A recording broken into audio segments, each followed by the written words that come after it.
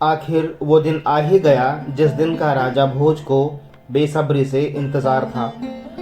प्रातःकाल वो अपने नित्य कर्मों से निवृत्त होकर राजदरबार में आए।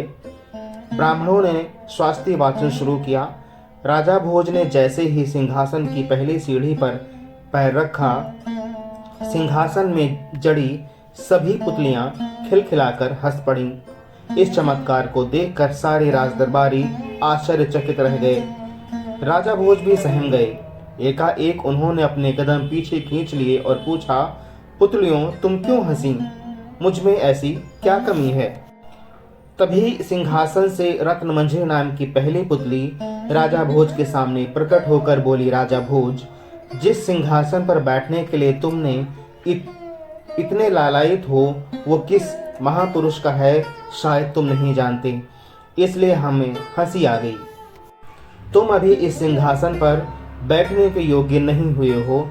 ये बात सच है कि तुम तेजस्वी, बुद्धिमान, शक्तिशाली और धनवान हो, लेकिन यह सिंहासन जिसका है वो तुमसे कहीं अधिक तेजस्वी, बुद्धिमान और ऐश्वर्यशाली था। उनका नाम था राजा विक्रमादित्य। मैं तुमको उनके बारे में एक कथा सुनाती हूँ। उसे सुनने के बाद ही तुम्हें पता चलेगा कि वो कैसे राजा थे। ये कहकर पुतली ने कथा सुनानी शुरू कर दी। प्राचीन काल में अंबावती नामक राज्य में गंधर्वसेन नाम का एक धर्मात्मा एवं प्रतापी राजा राज्य करता था। राजा गंधर्वसेन की 4 वर्णों की रानियां थीं। एक ब्रह्माणी, दूसरी क्षत्रिय, तीसरी वैश्याणी और चौथी शूद्राणी। 14 रानियों के 6 पुत्रों ने जन्म लिया। ब्रह्माणी से उत्पन्न पुत्र का नाम ब्राह्मणजीत था। क्षत्रिय की कोख से 3 संतानें उत्पन्न हुईं, जिनमें से एक का नाम शंख, दूसरे का विक्रम और तीसरे का भृतहरि था। तीसरी रानी वैश्याणी से चंद्र नामक पुत्र उत्पन्न हुआ और चौथी रानी शूद्राणी से धर्मंतरी नामक पुत्र जन्मा।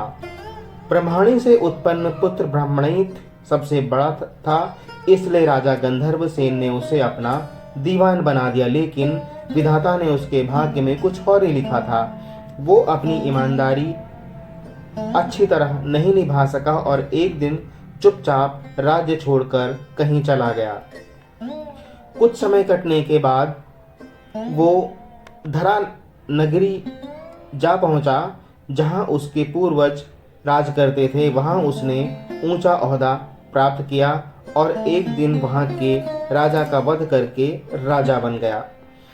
कुछ वर्षों बाद ब्रह्मणित ने उज्जैन लौटने का विचार किया, लेकिन उज्जैन आते ही अचानक एक दिन उसकी मृत्यु हो गई। अब क्षत्रिय के बड़े पुत्र शंख को शंका हुई कि उसके पिता विक्रम को योग्य समझकर उसे अपना उत्तराधिकारी घोषित कर सकते हैं। इसलिए एक दिन उसने अपने सोते पिता पर हमला करके उनकी हत्या कर दी और स्वयं को राजा घोषित कर दिया।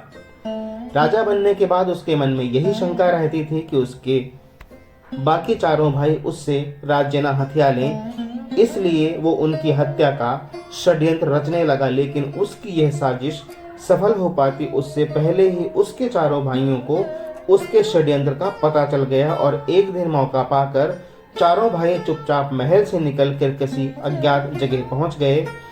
कौन कहां चला गया इसकी किसी को भी खबर नहीं थी। इससे शंख की चिंता और बढ़ गई।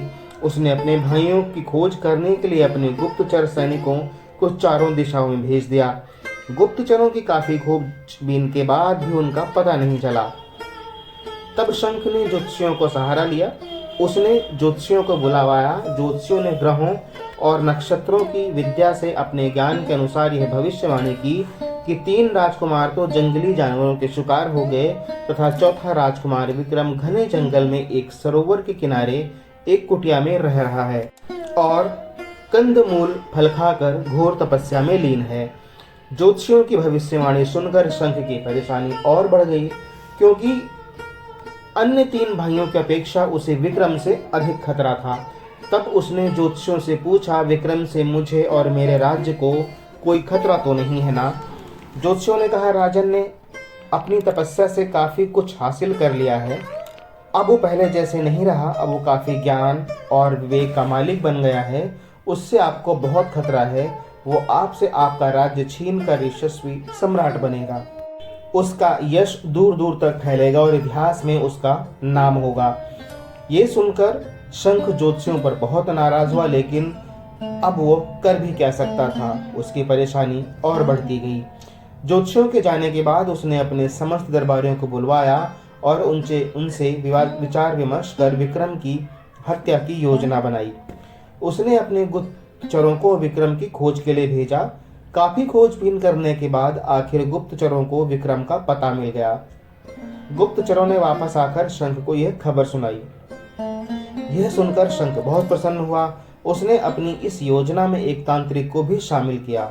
उसने तांत्रिक से कहा, तुम विक्रम को भगवती काली की आराधना के लिए तैयार करना, मैं वहीं मंदिर के पिछवाड़े छुप जाऊंगा और जैसे ही विक्रम भगवती काली की आराधना के लिए अपना सर झुकाएगा, तभी मैं अपनी तलवार से उसकी गर्दन काट दूंगा। यह योजना बनाकर शंख तांत्रिक को जंगल में सरोवर के किनारे विक्रम की कुटिया पर ले गया। तांत्रिक ने विक्रम को भगवती काली की आराधना के लिए राजी कर लिया और उसे लेकर मंदिर में आ गया, जहां शंख पहले से ही छुपा बैठा था। तांत्रिक ने विक्रम को भगवती काली की प्रतिमा के आगे सर झुकाने के लिए कहा।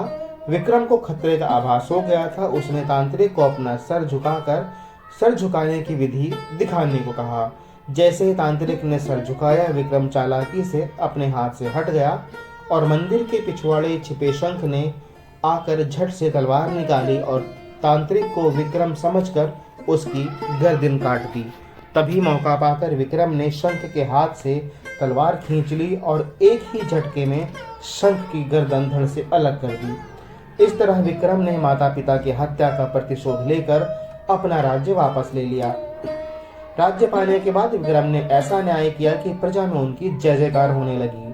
उन्होंने अपनी प्रजा को सुखी और संपन्न बनाने में कोई कसर नहीं छोड़ी। इतनी कहानी सुनाने के बाद रत्न मंझी नाम की पुतली बोली, राजा भोज, इस तरह विक्रम ने अपना खोया हुआ राज्य प्राप्त किया और पिता की हत्या का भी प्रतिशोध ले लिया। अगर तुमने भी ऐसा कोई ही कार्य किया है तो इस सिंहासन पर बैठ सकते हो। यह सुनकर राजा भोज चुपचाप खड़े रहे। उनके पास इस प्रश्न का कोई जवाब नहीं था। तब पुतली हंसती हुई बोली, और सुनो राजा भोज, राजा विक्रमादित्य के हाथ में सिंहासन कैसे आया और वो विक्रम से विक्रमादित्य कैसे बने? मैं यही सब तुम्हें बताती हूँ, सुनो। विक्रमादित्य को शिकार खेलने का बहुत शौक था। एक बार शिकार खेलने के लिए वो जंगल में गए। अचानक एक हिरण का पीछा करते करते वो जंगल में काफी आगे निकल गए, लेकिन हिरण उनके हाथ नहीं लगा। थक कर वो एक पेड़ के नीचे बैठ गए और इधर उधर नजरें दौड़ाने लगे। उन्होंने देखा वो एक ऐसे वीरान जंगल में है जिसके बाहर निकलने का कोई भी रास्ता नहीं दिखाई पड़ रहा था।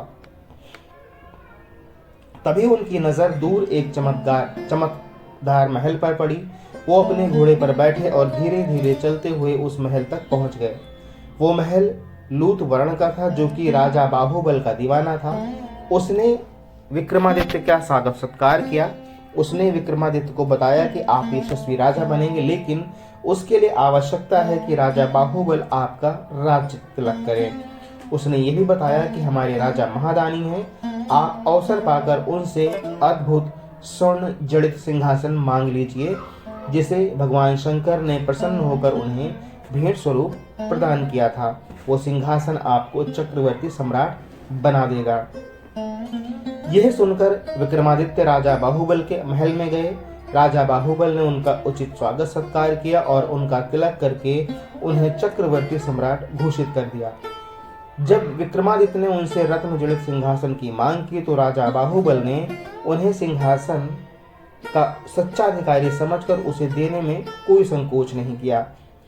कुछ दिन बाद राजा बाहुबल का आतिथ्य ग्रहण करने के बाद राजा विक्रमादित्य सिंहासन लेकर अपने नगर लौट आए।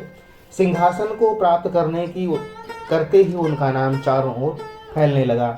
दूर दूर से राजा महाराजा राजा विक्रमादित्य को बधाई देने वहां पहुंचने लगे। उस सिंहासन की वजह से सभी राजाओं ने इस बात को मान लिया कि विक्रमादित्य पर देवताओं की असीम कृपा है। सभी ने उन्हें चक्रवर्ती सम्राट मान लिया। इतना कहकर वो पुतली अदृश्य होकर सिंहासन पर अपने स्थान पर समा गई। कथा सुनकर राजा भोज ने उस दिन सिंहासन पर बैठने का विचार छोड़ दिया और यह सोचकर वापस अपने महल में लौट आए कि अगले दिन अवश्य सिंहासन पर बैठूंगा। साथियों, ये थी वो कहानी। सिंहासन बत्तीसी के कड़ी में जो पहली कहानी थी वो यही थी। आशा करता हूँ आपको वीडियो पसंद आया होगा, कहानी पसंद आई होगी। कहानी पसंद आई हो तो विनती है कि वीडियो को लाइक और शेयर करें, और अगर आप चैनल पर नए थे तो विनती है कि चैनल को सब्सक्राइब करके बेल आइकन दबाना मत भूलिएगा। मिलते हैं अगले वीडियो में, तब तक के लिए जय हिंद।